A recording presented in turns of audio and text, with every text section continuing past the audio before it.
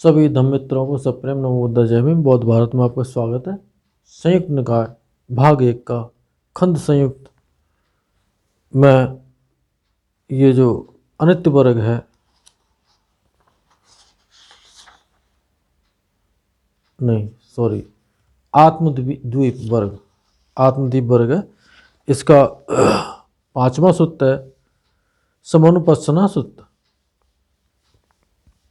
श्रावस्ती, भिक्षुओं जितने श्रमण या ब्राह्मण अनेक प्रकार से आत्मा को जानते हैं और समझते हैं, वे इन्हीं 5 उपादान स्कंदों को जानते हैं और समझते हैं, या इनमें से किसी एक को। किन 5 भिक्षुओं? कोई अविद्वान मूर्ख आदमी पृथक जन रूप को अपना समझता है, अपने में रूपवान समझता है, अपने में रूप को समझता है, रूप को अपने में समझता है। इसी तरह से वेदना संज्ञा संस्कार को अपना और अपने में ये समझता है। ऐसा समझने से उसे अस्मि की अविद्या होती है। भिक्षुओं, अस्मि की अविद्या होने से 5 इंद्रियां चली जाती हैं, चक्षु, श्रोत, घ्राण, जिह्वा और काया। ये चक्कर में फंस जाती हैं। भिक्षुओं, मन है, धर्म है और अविद्या है। भिक्षुओं, अविद्या संस्पर्शोत्पन्न वेदना होने से अविद्वान पृथक जन को अस्मिता होती है। यह मैं हूँ, ऐसा होता है, होऊंगा ऐसा भी होता है, नहीं होऊंगा ऐसा भी होता है। वो अपनी काल्पनिक विचारधारा में कुछ भी समझ सकता है। रूपवान अरूपवान, संगी असंगी, न संगी और न असंगी होऊंगा ऐसा भी होता है। वो ये भी उसकी अपनी कल्पना है। भिक्षुओं, वही 5 इंद्रियां ठहरी रहती हैं। यही विद्वान आर्य श्रावक की अविद्या प्रीण हो जाती है, विद्या उत्पन्न होती है। उसको अविद्या के हट जाने से, विद्या के उत्पन्न होने से अस्मता नहीं होती, होऊंगा ऐसा भी नहीं होता। रूपवान अरूपवान, संगी असंगी, न संगी न असंगी होऊंगा ऐसा भी नहीं होता है। वो जो कुछ होता है उसे वो यथाभूत होता है, जो सत्य का दर्शन करता है। और खंड सूत्र। श्रावस्ती, भिक्षुओं 5 स्कंद और 5 उपादान स्कंद के विषय में उपदेश करूंगा, उसे सुनो। भिक्षुओं, 5 स्कंद कौन से हैं? भिक्षुओं, जो रूप, अतीत, अनागत, वर्तमान। रूप भूतकाल में था और भविष्य में होगा और वर्तमान में है। आध्यात्म बाह्य स्थूल सूक्ष्म हीन प्रणीत दूर या निकट का है, वह रूप स्कंद कहा जाता है। जो वेदना यानी कि तीनों कालों का जो युग्म जो बना हुआ है, रूप का, वेदना का, संज्ञा का, संस्कार का और विज्ञान का, अतीत काल का और भविष्य में आने वाले की जो सपने बना लेते हैं वो, और इस समय जो हो रहा है वो, ये तीनों मिलकर के एक स्कंद बनता है। इसी तरह से रूप स्कंद, वेदना स्कंद, संज्ञा स्कंद, संस्कार स्कंद और विज्ञान स्कंद। भिक्षुओं, यही 5 स्कंद कहे जाते हैं। भिक्षुओं, 5 उपादान स्कंद कौन से हैं? भिक्षुओं, जो रूप, अतीत, अनागत, वर्तमान, आध्यात्म भई स्थूल सूक्ष्म हीन प्रणीत दूर का या निकट का आश्रमों के साथ उपादानी है, यानी कि मैले हैं वो, वह रूपोदान स्कंद कहा जाता है। इस प्रकार वेदना उपादान स्कंद, संज्ञा उपादान स्कंद, संस्कार उपादान स्कंद और विज्ञान उपादान स्कंद कहा जाता है। भिक्षुओं, इन्हीं को पंच उपादान स्कंद कहते हैं और यही दुख है। पठम सोण सूत्र। ऐसा मैंने सुना, एक समय भगवान राजगिरा के वेणुवन कलंदक नवाब में विहार करते थे। तब गृहपति पुत्र सोण जहाँ भगवान थे वहाँ आया और भगवान का अभिवादन कर एक ओर बैठ गया। एक ओर बैठे हुए गृहपति सोण को भगवान बोले, सोण, जो श्रवण या ब्राह्मण इस अनित्य दुख विपरिणाम धर्मा रूप से अपने को बड़ा समझते हैं, सदृश समझते हैं, या हीन समझते हैं, वो यथार्थ समझते हैं, या अज्ञान छोड़ कर दूसरा क्या है? वेदना, संज्ञा, संस्कार और विज्ञान।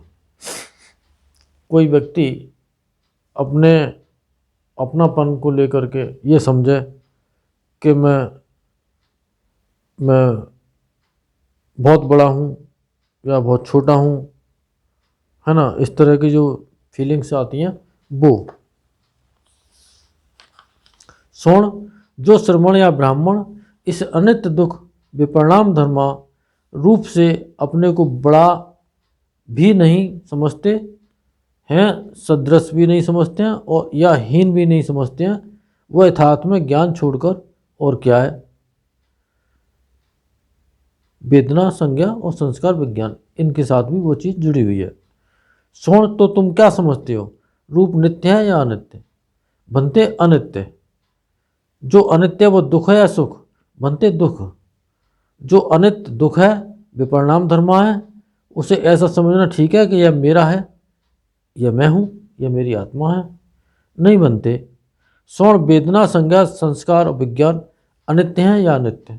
उन्होंने ठीक उसी तरह से स्वर्ण इसीलिए जो रूप, अतीत, अनागत और वर्तमान, आध्यात्म यानी कि भीतर के स्तर पर, अनुभूति के स्तर पर, बाह्य जो बाहर हम देखते हैं वो, स्थूल यानी कि बड़ा, सूक्ष्म यानी कि छोटा बहुत ही, और हीन, प्रणीत, दूर का या पास का है, उसे यथाभूत प्रज्ञापूर्वक देख लेना चाहिए कि यह मेरा है, न यह मैं हूँ, यह न मेरा है, न मैं हूँ और न मेरा आत्मा।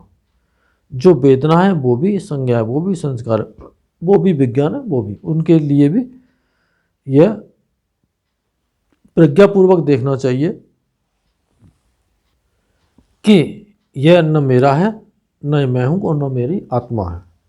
स्वर्ण, ऐसा देखने वाला विद्वान और श्रावक रूप से निर्वेद करता है, वेदना से निर्वेद करता है, संज्ञा से, संस्कारों से, विज्ञान से, इनसे दूर रहता है, निर्वेद से विरक्त हो जाता है, तो उसे दुखों से मुक्त होने में बड़ी आसानी हो जाती है।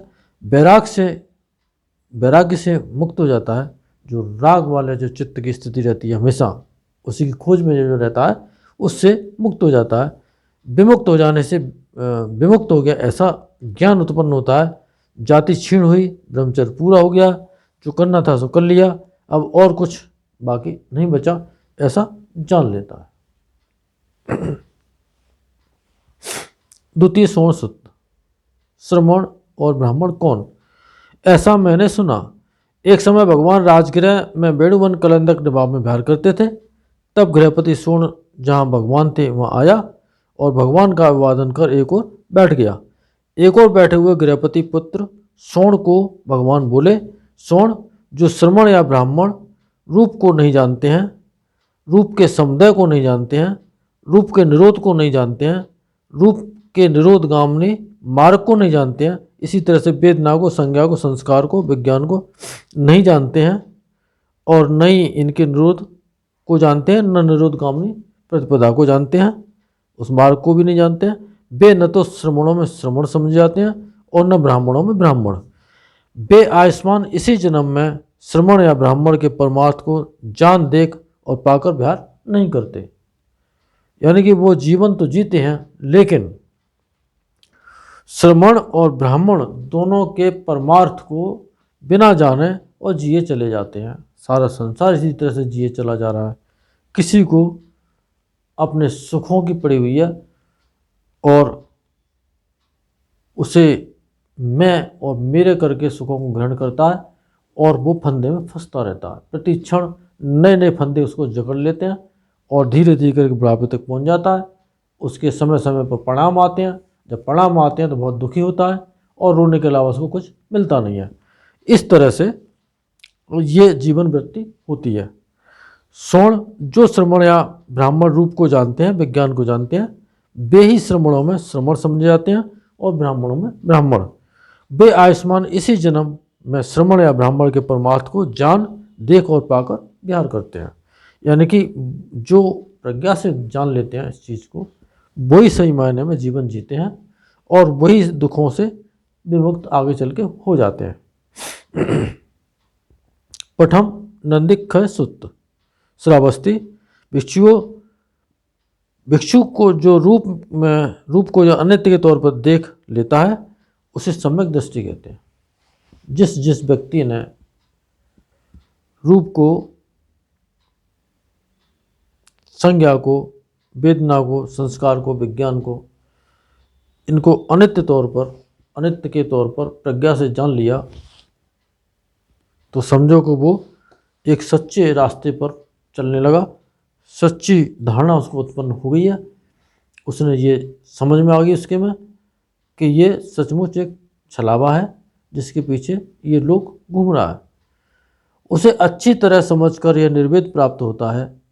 आनंद लेने की इच्छा मिट जाने से राग मिट जाता है। राग मिट जाने से आनंद लेने की इच्छा मिट जाती है। आनंद लेने की इच्छा और राग के मिट जाने से चित्त बिल्कुल मुक्त कहा जाता है। भिक्षु जो वेदना को, संज्ञा को, संस्कारों को और विज्ञान को अनित्य के तौर पर देखता है उसे सम्यक दृष्टि कहते हैं। आनंद लेने की इच्छा की और राग के मिट जाने से चित्त बिल्कुल विमुक्त कहा जाता है। द्वितीय नंदिक्ष सुत्त श्रावस्ती। भिक्षुओं, रूप का ठीक से मनन करो। रूप की अनित्यता को यथार्थ से देखो। रूप का मनन करना चाहिए कि ये रट्टा क्या है, और उसके स्वभाव को जानना चाहिए प्रज्ञा से कि ये कितना अनित्य है। और रूप का ठीक से मनन करने तथा रूप की अनित्यता के को यथार्थ है यानी कि प्रज्ञा से देखने से रूप के प्रति निर्वेद प्राप्त हो जाता है। जो चीज़ परिवर्तनशील है, मेरी कोई हुकूमत उस पर नहीं चल रही है, तो वो मेरी कैसे होगी। इस तरह से अनित्य और अनात्म बोध को उत्पन्न कर लेता है, उसी को निर्वेद प्राप्त होता है। आनंद लेने की इच्छा मिट जाने से राग मिट जाता है। राग मिट जाने से आनंद लेने की इच्छा मिट जाती है। आनंद लेने की इच्छा और राग के मिट जाने से चित्त बिल्कुल मुक्त हो जाता है। संज्ञा, वेदना, संस्कार, विज्ञान को ठीक इसी प्रकार से समझ लेना चाहिए। आत्मदीप वर्ग समाप्त होता है। मूल पंड शाक समाप्त होता है। इन सत्य वचनों के महाप्रताप से आप सबका मंगल हो, भला हो, कल्याण हो, संसार के सारे प्राणी सुखी हों। साधु साधु साधु।